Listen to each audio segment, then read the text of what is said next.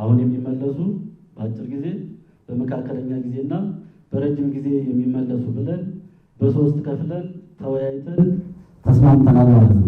ከዚህ በላይ ህዝባችን መሸከም አይችልም። በንግግር ነገሮችን ለመፍታት ችግሮችን ለመፍታት አስተማሪ ሆኖ መገኘት ብልጠት የፖለቲካ ዊዝደም እንጂ ሽንፈት እንዳልሆነ በውይይታችን አይተናል።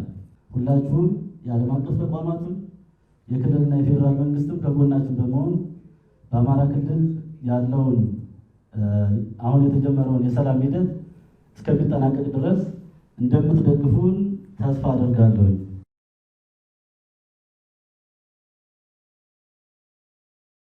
የአማራ ፋኖ ህዝባዊ ድርጅት የአማራን ህዝብ ጥያቄና የኢትዮጵያን ሉዓላዊነት፣ የኢትዮጵያን የግዛት አንድነት እና የኢትዮጵያን ጥቅም በአስከበረ መንገድ ተነጋግረናል።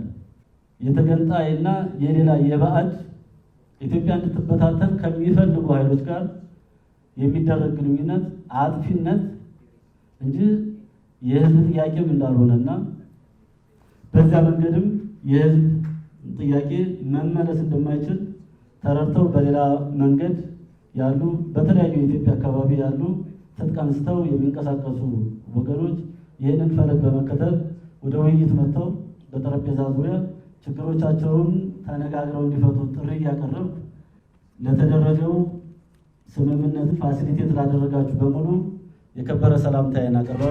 በአማራ ክልል ከሚንቀሳቀሱ ታጣቂ የፋኖ ቡድኖች አንዱ የሆነው የአማራ ፋኖ ህዝባዊ ድርጅት ወይም አፋሕድ ከክልሉ መንግስት ጋር የዘላቂ ሰላም ስምምነት መፈራረሙ ተገለጸ። ይህ ስምምነት እንዲፈጸምም የአፍሪካ ህብረትና የምስራቅ አፍሪካ የልማት በይነ መንግስታት ድርጅት ወይም ኢጋድ አስተባባሪዎች ሆነው ተሳትፈዋል። የሰላም ስምምነቱን የፈረሙት የአማራ ክልል ርዕሰ መስተዳድር አቶ አረጋ ከበደና ከአማራ ፋኖ ህዝባዊ ድርጅት በኩል ካፒቴን ማስረሻ ሰጤ ናቸው። ርዕሰ መስተዳድሩ በዕለቱ ለክልላችን ህዝብ የመጀመሪያው ትልቅ የሰላም ኩነት የተካሄደበት ቀን ነው ሲሉ አስተያየት የሰጡ ሲሆን ካፒቴን ማስረሻ ሰጤ ደግሞ ማንኛውም ግጭት መጨረሻው ውይይትና ድርድር ነው ብለዋል። ከአሸማጋዮቹ አንዱ የሆነው የአፍሪካ ህብረት ኮሚሽን ምክትል ሊቀመንበር አምባሳደር ሰልማ ማሊካ አዳዲ በበኩላቸው ስምምነቱ የሀገሪቱን ቀጣይ መዳረሻ የሚያቃና ነው ብለዋል። ይህንን ተከትለው ከ5 ቀናት በፊት በተለያዩ የማህበራዊ ሚዲያ ገጾች የአማራ ፋኖ ህዝባዊ ድርጅት ሁለት አመራሮች ከሌሎች አባሎቻቸው ጋር ለመንግስት እጃቸውን መስጠታቸው ሲዘገብ ነበር። እጃቸውን ሰጡ ከተባሉት ኃላፊዎች መካከል አሁን ከክልሉ መንግስት ጋር የሰላም ስምምነት የፈረሙት ካፒቴን ማስረሻ ሰጤ ይገኙበታል። የመንግስት የዜና ምንጮች ይህንን ጉዳይ በተመለከተ መግለጫ እስኪሰጥ ድረስ አስተያየት ከመስጠት ተቆጥበዋል። ከዚህ ቀደም የአፋሕድ መሪ እንደሆኑ የሚነገረው አቶ እስክንድር ነጋ ከአፍሪካ ህብረት፣ ከኢጋድ፣ ከአውሮፓ ህብረት እንዲሁም ከኢትዮጵያ የአሜሪካ ኤምባሲ ተወካዮች ጋር በክልሉ ባልተገለጸ አካባቢ ተገናኝተው ውይይት ማድረጋቸውን የሚጠቁሙ መረጃዎች ወጥተው ነበር። በወቅቱ አቶ እስክንድር ከፌዴራል መንግስት ጋር መደራደር የሚለው ጉዳይ በውይይቱ ወቅት እንዳልተነሳ ገልጸው ነበር።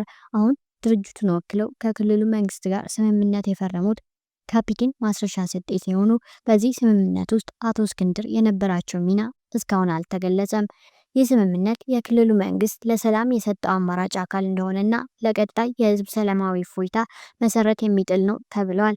ባለፈው ሳምንት የአማራ ፋኖ ህዝባዊ ድርጅት ወይም አፋሕድ ሁለት የስራ አስፈጻሚ ኮሚቴ አባላቱን ከመንግስት ጋር ግንኙነት ፈጥረዋል በሚል ማባረሩ በስፋት ተዘግቦ ነበር።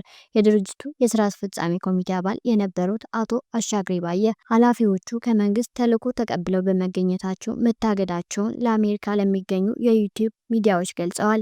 የታገዱት ኃላፊዎች በጎጃም የአማራ ፋኖ ሊቀመንበርና የድርጅቱ የውጭ ጉዳዮች ኃላፊ የሆኑት ማስረሻ ሰጤና በወሎ የደህንነት ኃላፊ የሆኑት መስፍን ከፋለ ናቸው ብለዋል። የተባረሩትን ምክንያት ሲጠቅሱም ከመንግስት ጋር ግንኙነት መፍጠራቸውና ተልዕኮ መቀበላቸው እንደሆነ ተናግረዋል። በግለሰቦቹ ላይ የተገኘው ማስረጃ ይፋ ከሆነ በኋላ ከኛ ጠፍተዋል፣ የት እንዳሉ አናውቅም ሲሉ ከዩቲዩብ ገጻቸው ጋር ባደረጉት ቃለ ምልልስ ገልጸዋል። አሁን ከክልሉ መንግስት ጋር የአማራ ፋኖ ህዝባዊ ድርጅትን ወክለው የሰላም ስምምነት የፈረሙት ካፒቴን ማስረሻ ሰጤ የቀድሞ የአየር ኃይል አባል ነበሩ። ከዚህ በፊት በመንግስት ቁጥጥር ስር በነበሩበት ወቅት በቅሊንጦ ማረሚያ ቤት ከተከሰተ የእሳት ቃጠሎ ጋር በተያያዘ ተወንጅለው ነበር። ከእስር ከተፈቱ በኋላ በአማራ ፖለቲካ ውስጥ ተሳትፏቸውን ያጠናከሩት ካፒቴን ማስረሻ ሰጤ በወሎ በነበረው የፋኖ እንቅስቃሴ ውስጥ ጉልህ ድርሻ እንደነበራቸው ይነገራል። በኋላም ከአቶ እስክንድር ነጋ ጋር በመሆን የአማራ ፋኖ ህዝባዊ ድርጅትን መስርተው በተለያዩ የክልሉ አካባቢዎች ሲንቀሳቀሱ ቆይተዋል። ይህ የሰላም ስምምነት መንግስት በክልሉ ታጥቆ ለሚንቀሳቀሱ ኃይሎች በተደጋጋሚ መሳሪያችሁን አስቀምጣችሁ ወደ ሰላማዊ የፖለቲካ ትግል ግቡ በሚል ላቀረበው ጥሪ እንደ ከፍተኛ ድል ሊቆጥረው ይችላል። መንግስት በሀገሪቱ የሚገኙ ታጣቂዎችን በትኖ በፌዴራል መንግስቱ ኃይል ስር ለማካተትና ወደ ማህበረሰቡ መልሶ ለማቀላቀል መወሰኑን ተከትሎ በፋኖ ታጣቂዎችና በፌዴራል መንግስት ኃይሎች መካከል በሚያዝያ 2015 ግጭት ተቀስቅሶ ነበር። በዚያ ዓመት ነሐሴ ወር ላይ መንግስት 23 ሚሊዮን የሚገመት ህዝብ በሚኖርበት በአማራ ክልል አስቸኳይ ጊዜ አዋጅ አውጇል። ከዚያ ጊዜ ጀምሮ በክልሉ በተለያዩ አካባቢዎች በሚደረጉ ውጊያዎች በርካቶች ቤት ንብረታቸውን እንዲሁም ህይወታቸውን አጥተዋል። በአማራ ክልል የሚንቀሳቀሱት የፋኖ ታጣቂዎች በተለያየ አመራር ስር ሆነው የሚንቀሳቀሱ ሲሆን ወጥ የሆነ የጋራ አመራር የላቸውም። በሌላ ዜና የታጠቁ የትግራይ ኃይል አባላት ደሞዝ ዘገየብን በሚል ቅሬታ በመቀለ የሚገኘው የትግራይ ጊዜያዊ አስተዳደር ጽሕፈት ቤት ህንፃ ላይ ከበባ ያደረጉ ሲሆን የትግራይ ኃይል አርሚ 31 የተባለው ክፍል ከ70 በላይ የሚሆኑ አባላትን ይዞ ሮብ ህዳር 24 2018 ዓ.ም ምሽት አራጉር ወይም እንደርታ ከተባለ ቦታ ተነስቶ ሐሙስ ዕለት በአስተዳደሩ ህንፃ ላይ ከበባ ፈጽሟል። የሰራዊቱ አባላት የነፍስ ወከፍ መሳሪያ የሆነውን ክላሽንኮቭ ጨምሮ ዲሽቃ የተባለውን የቡድን መሳሪያ የታጠቁ እንደነበር የዓይን እማኞች ተናግረዋል። የአርሚ 31 የቅርብ አዛዦች ክስተቱን ለማርገብ ሊያናግሯቸው ቢሞክሩም ከፍተኛ ባለስልጣናት መጥተው ያናግሩን በሚል ጥያቄያቸውን ባለመቀበል ሳይቀበሏቸው መቅረታቸው ተገልጿል። ስለ ሁኔታው ዝርዝር መረጃ ከክልሉ ባለስልጣናት ለማግኘት ጥረት እያደረገ ነው። የታጣቂዎቹ እንቅስቃሴ ከትናንት ጀምሮ የታየ መሆኑን ነዋሪዎች ያመለከቱ ሲሆን በዚህም ሳቢያ በመቀለ ነዋሪዎች ዘንድ ስጋት ተፈጥሯል። የክልሉ ባለስልጣናት ውጥረቱን ለማርገብ ጥረት እያደረጉ መሆኑ እየተገለጸ ሲሆን ከእኩለ ቀን በኋላ ታጣቂዎቹ ከጊዜያዊ አስተዳደሩ ከፍተኛ ባለስልጣናት ጋር ውይይት መጀመራቸውን አሁን የወጡ መረጃዎች ያመላክታሉ። ነገር ግን በውይይቱ ውስጥ የክልሉ ጊዜያዊ አስተዳደር ፕሬዝዳንት ሌተናል ጄኔራል ታደሰ ወረደ ስለመኖራቸው የታወቀ ነገር የለም። የአርሚ 31 ታጣቂዎች በክልሉ መስተዳድር ህንፃ ዙሪያ ከበባ በፈጸሙበት ጊዜ በአካባቢው የተሽከርካሪዎች እንቅስቃሴ ተስተጓጉሎ እንደነበር ነዋሪዎች ገልጸዋል። እንዲህ ያለው የትግራይ ኃይል አባላት ተቃውሞና ጥያቄ ለመጀመሪያ ጊዜ የተከሰተ ሳይሆን ከዚህ ቀደምም የክልሉ ዋና ከተማ መቀለን ጨምሮ በተለያዩ አካባቢዎች አጋጥሞ እንደነበር ተዘግቧል።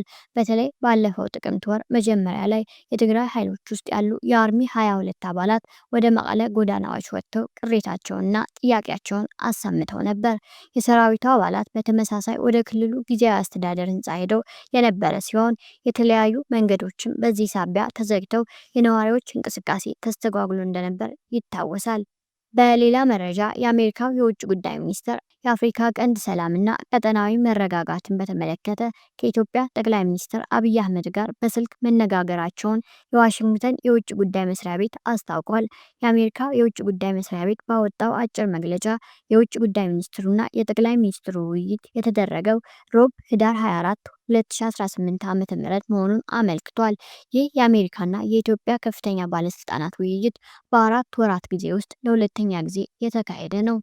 በውይይቱ ላይ ሁለቱ ባለስልጣናት ዩናይትድ ስቴትስ እና ኢትዮጵያ ለቀጠናዊ መረጋጋት ያላቸውን ቁርጠኝነትና ለአፍሪካ ቀንድ ሰላም መሰረት በመጣል ዙሪያ መነጋገራቸውን የውጭ ጉዳይ መስሪያ ቤት መግለጫ አሳውቋል።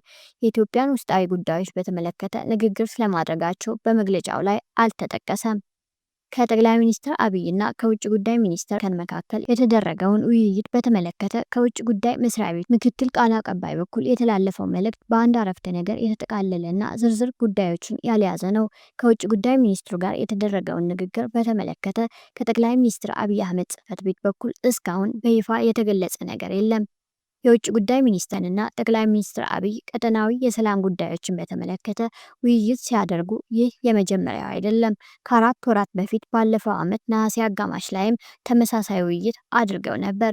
በወቅቱ በሁለቱ ሀገራትና በቀጠናዊ ጉዳዮች ላይ ተነስቶ የኢትዮጵያና የአፍሪካ ቀንድ መረጋጋት እንዲሁም የምጣኔ ሀብት እድገት ላይ መነጋገራቸው መገለጹ ይታወሳል። ነሐሴ 15 2017 ዓ.ም በነበረው ውይይት ላይ የውጭ ጉዳይ ሚኒስቴር በቀጠናው የውይይትና የመረጋጋት አስፈላጊነት ላይ አጽንኦት ሰጥተው ለጠቅላይ ሚኒስትር አብይ ማንሳታቸውን መስሪያ ቤታቸው አስታውቆ ነበር።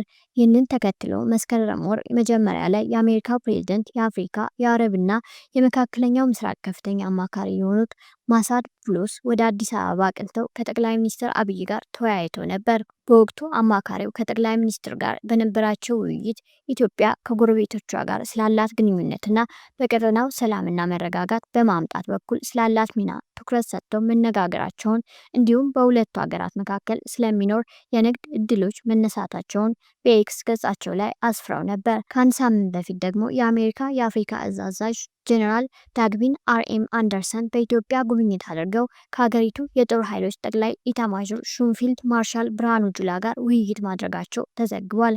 በአሜሪካና በኢትዮጵያ ከፍተኛ ወታደራዊ መኮንኖች መካከል በተደረገው በዚህ ውይይት ላይ በአፍሪካ ቀንድ ሰላምና መረጋጋትን በመፍጠር በኩል የሁለቱ ሀገራት ትብብርና ሚና መነሳቱ የኢትዮጵያ መከላከያ ሚኒስቴር አስታውቋል።